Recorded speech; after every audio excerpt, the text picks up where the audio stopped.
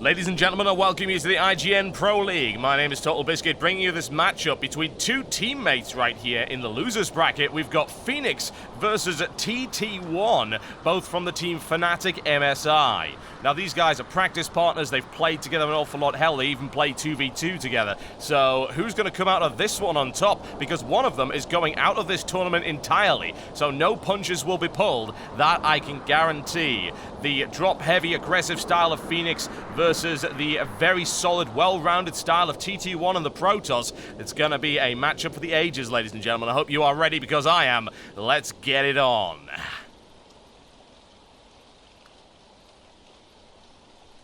Ladies and gentlemen, welcome to the Terminus Re. My name is Totalbiscuit, and I'm bringing you this matchup right here between Phoenix in the blue trunks. He is playing Terran, and of course he's playing for Team FnaticMSiTT1 versus his opponent and teammate, TT1. In the green trunks, he is playing Protoss, also of course from the Team FnaticMSiTT1. Now, these guys will go at it, that I can guarantee. They're practice partners. They've been known to also play 2v2 together. This will be interesting because both these guys are in the losers bracket. One will be going out, so they'll be trying to hang on as much as possible. Both very capable players. TT1 particularly comes off a GSL World Championship set of wins against Nada, as well as the player San. Yes, it is that damn good. That is how good he is, and he only ended up falling to the mighty MC, currently considered to be one of the best Protoss players in the world.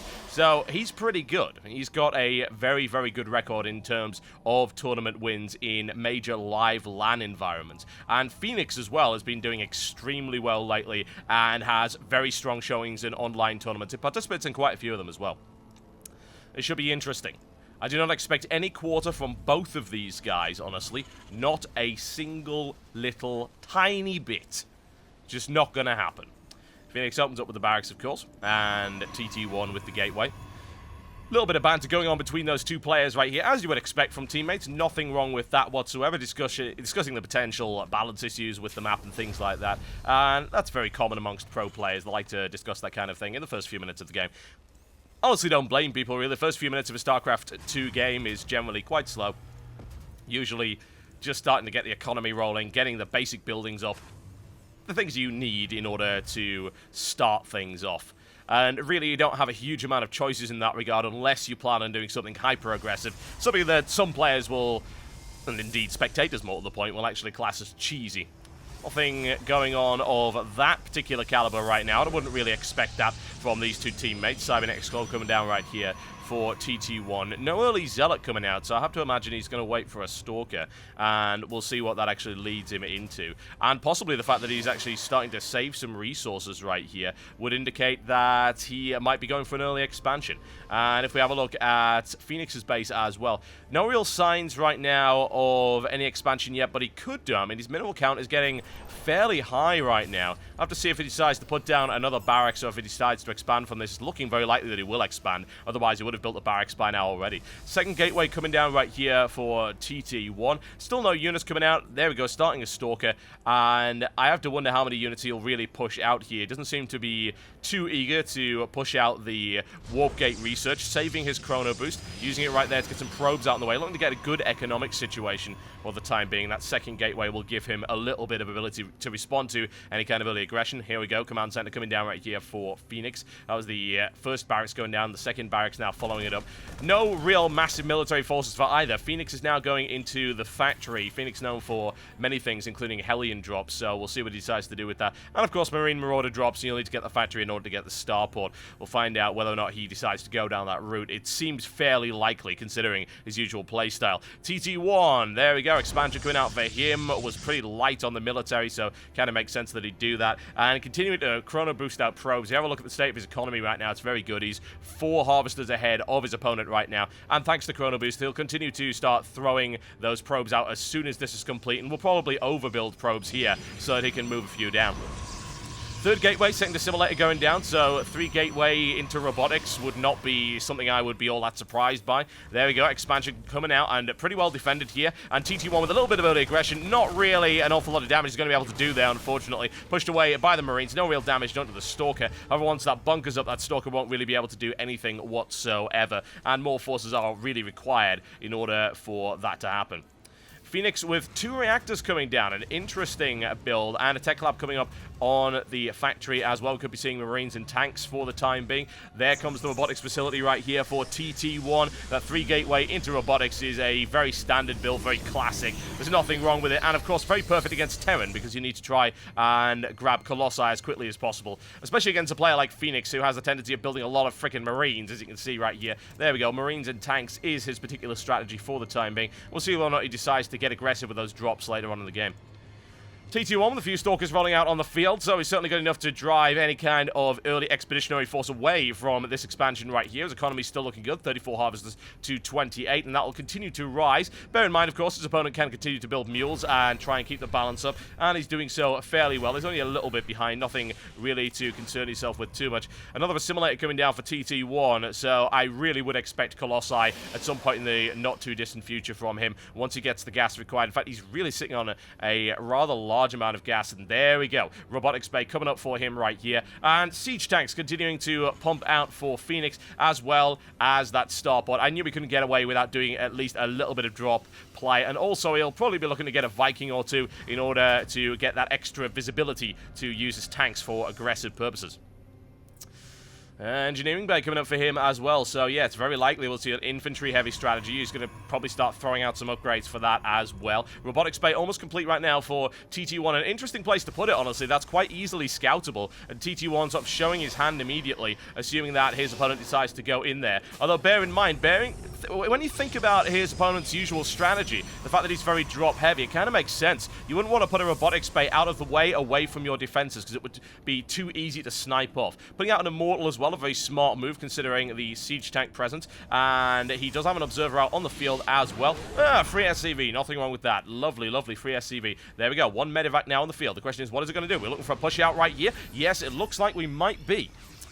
Here come the Marines, ladies and gentlemen. The +1 weapon upgrade is on its way. He's not going to wait for that to finish. The Observer will see that coming a mile away, and that Immortal will certainly help against the siege tanks. Bear in mind, though, there are a lot of Marines. This could be quite dangerous right here for TT1. Going to have to be very careful about what he decides to do. A couple of backup pylons coming on to make sure that nothing gets shut down in this area, and TT1 preparing for an attack, and really doesn't have a huge amount of forces to deal with it. That Colossus will probably be on the field, although not before TT1's forces engage with it. And Phoenix actually pushed away right there, trying to delay him as much as possible. There's the scan. Nothing really of value spotted with the exception of the Robotics Bay, but he has to expect that his opponent's gone down that route against Terran.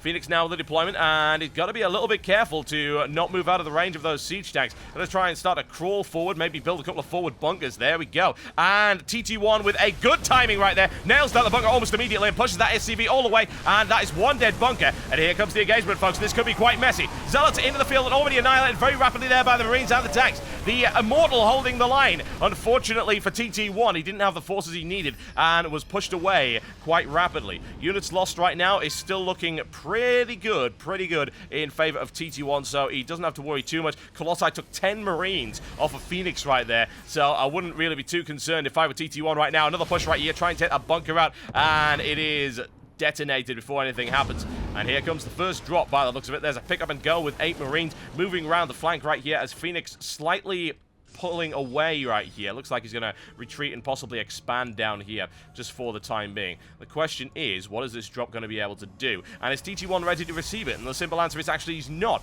He doesn't have defenses around the back of this line at all, and that could be a critical error.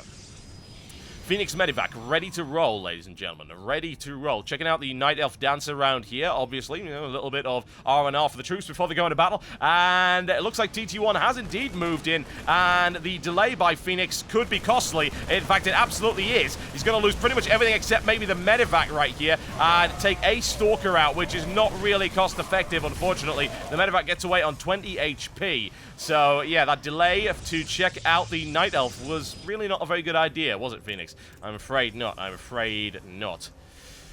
Okay, if we have a look at the economic situation right now, it's looking very good for TT1. 60 harvesters to 48 versus his opponent, Phoenix. And Phoenix looking to expand again by the looks of it. Try and keep ahead of his opponent. We could be in for a fairly lengthy macro game right now. Phoenix's forces are looking fairly strong. 11 Marines, 3 Marauders, 5 Siege Tanks, and a Viking, plus that injured Medivac. However, the Colossi are really getting rolling right now for TT1, and that is something that concerns me greatly. As a Terran player, It terrifies me to see that kind of thing. And the Viking count on the field for Phoenix is nowhere near enough to deal with that many. It just isn't. It's 1 Viking versus 4 Colossi right now. That is not going to happen.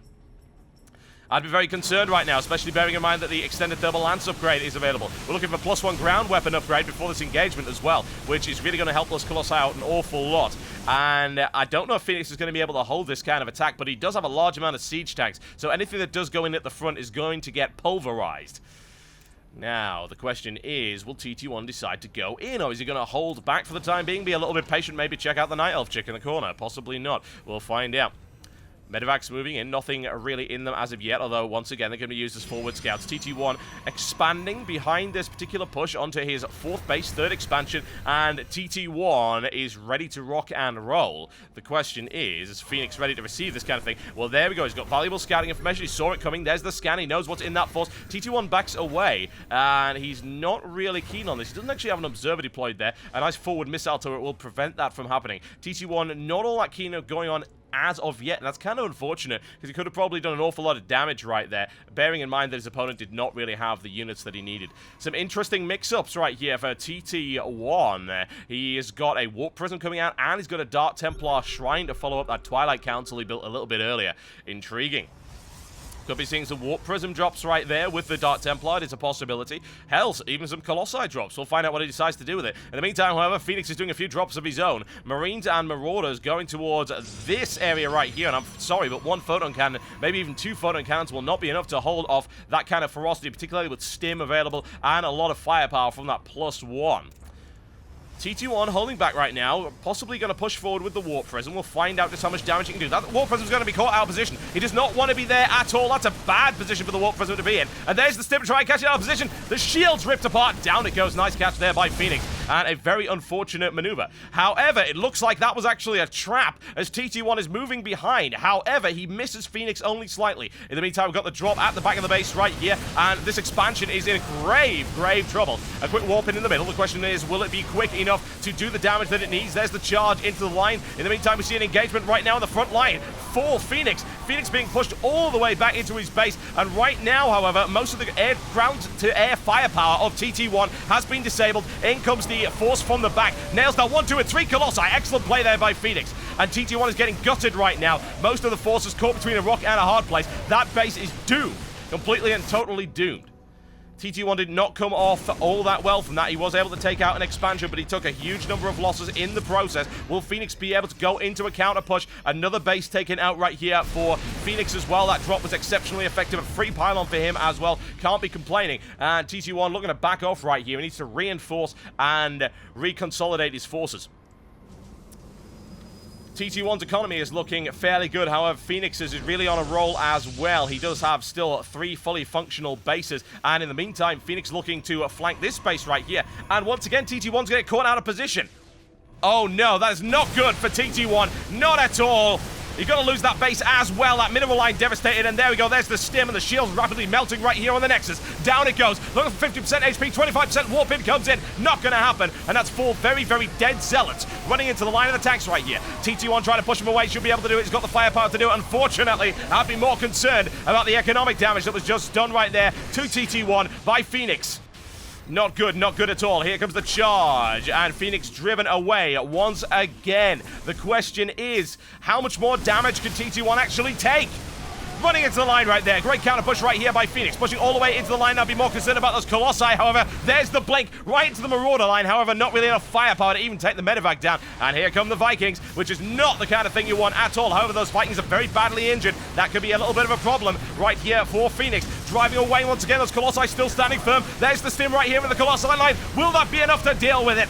It is not. No, it is not. However, most of that ground-to-air firepower is down. Colossi getting melted. 1 taken down, 2 taken down, and all of the Stalkers down as well, with the exception of that one. And looking like another Colossi will die right here. However, TT1 ready to reinforce and very rapidly moving in to do just that. Takes 1, takes 2. Great blink right there by TT1. In the meantime, Phoenix is bringing out the heavy artillery, ladies and gentlemen. That is messy stuff. And he's got the Thor stomping out 2 Thors, in fact. I'm interested to see what TT1 is able to do with this single Dark Templar that he's got rolling around, although it's looking like not an awful lot. Single Dark Templar won't make a huge amount of difference. The economy of TT1 is starting to lag behind quite severely. He does have this base up and running again. This base is starting to get mined out, and of course his main base is mined out in terms of its minerals, but not its gas. Phoenix is looking very good right now indeed, and I would think that just one more big push should be able to end TT1. TT1's forces are not looking particularly strong right now, especially not against that number of Thors mixed in with the forces he's already got. Look at the amount of upgrades Phoenix has got. He is already 2 in weapons, 1 in armor. He is getting on with both of those, and he's going really upgrade heavy. In the meantime, TT1 is not standing around. Unfortunately, a planetary fortress is not the kind of thing you want if you want to try and snipe off a base. Very tough, very difficult to deal with. A lot of damage. Here comes the drop right here by Phoenix. There's another medevac back here, but it's not actually going to do anything. There we go. A few Stim Marines into the middle line. TT1's going to get gutted once again. Oh, wow. That is a lot of damage done right here to the economy of TT1. And the Marines pushing their way in. A couple of Zealots will not be enough to deal with it, especially bearing in mind the upgrades. However, those Zealots are doing a pretty damn good job regardless, holding the line. And nothing's going to happen there for Phoenix for the time being. Unable to take out the base, but certainly able to do a lot of economic damage. However, Phoenix not really in a position where he can win as of yet. He needs a few more forces to make it happen. He's looking for it, and it looks like he will be able to push very shortly. He'll probably wait for the upgrades. Can only imagine. That would make perfect sense. TT1 very much on the defensive right here. Not a huge amount he can do. He is reinforcing. He's trying to catch up on upgrades. He's doing a good job of doing that. 2 more gateways coming up right here for TT1. I'm still very concerned because he's fallen victim once again to Phoenix's aggressive drop play, and his economy has taken a huge amount of damage and a pulverizing, really, as a direct result of that. Here comes the engagement that could end all engagements, ladies and gentlemen. Phoenix charging in right here, and that is a huge number of Marauders and a lot of upgrades available. Dark Templar is in the line and slicing through it. However, the Thors are holding up for the time being. TT1 is actually going to get this engagement by the looks of it. He might have the firepower. However, I'd be very concerned about the fact that his meat shield at the front is now gone. Phoenix actually getting crushed right now. However, TT1 losing all of his forces in the process. A quick pick up and drop, and unable to deal with the Vikings, and that was the critical part of that particular encounter. It was mutually assured destruction on both sides. And once again, Phoenix is doing a great job of focusing down those Stalkers before they become any real threat to the Vikings. And with that amount of Viking count, Colossi are really not an option right now for TT1. Phoenix pushing forward once again, perhaps looking for yet another expansion would make perfect sense. And in the meantime, we get another drop into the line. Once again, Phoenix getting hyper-aggressive, taking out yet more probes. However, there is a Dark Templar there, and those are some very, very dead Marines. Absolutely nothing going to happen for him right there. Oh, no. One dangerous Dark Templar. Now, Phoenix looking once again for a push. Does he have the numbers he needs? Does he? It's looking a little bit dicey, I have to say. He does have a large number of upgrades. That will help. His Thors are not all that upgraded, though.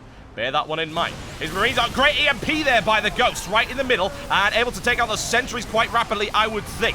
Now, I would be still kind of concerned for Phoenix right here. However, it looks like he's going to hold the line. Can he bring those Immortals down? If he can, those Marauders will hold the line very nicely. The Thors don't take any damage. TT1 melts. GG, ladies and gentlemen. There you go. Nice play there by Phoenix against his teammate TT1. Huge amount of damage inflicted by both sides. It was absolutely brutal. Brutal stuff. Massive amounts of resources lost, huge casualties on both sides, but at the end of the day, Phoenix's drop play was able to tilt TT1 to the point where he was unable to get the kind of size force he needed in order to repulse the firepower of Phoenix. Excellent play there by him, and he takes 1 in this best of 3 series. We'll be right back in just a few short moments, folks. Don't go anywhere. The fun has just got started.